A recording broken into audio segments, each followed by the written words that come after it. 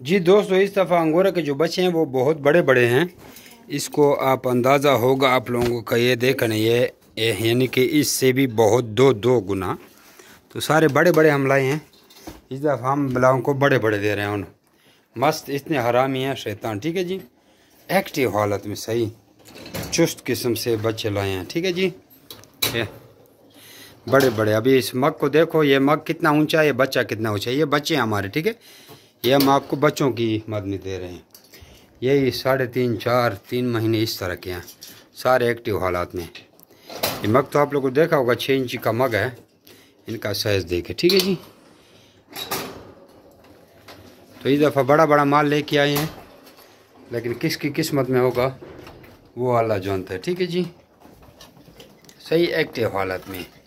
ये देखो 1.5 फुट की पिंजरे हैं। इनका सर तकरीबन फुट ऊंचा है। ठीक है जी, सही मस्त हालात में और फास्ट ब्रीड है।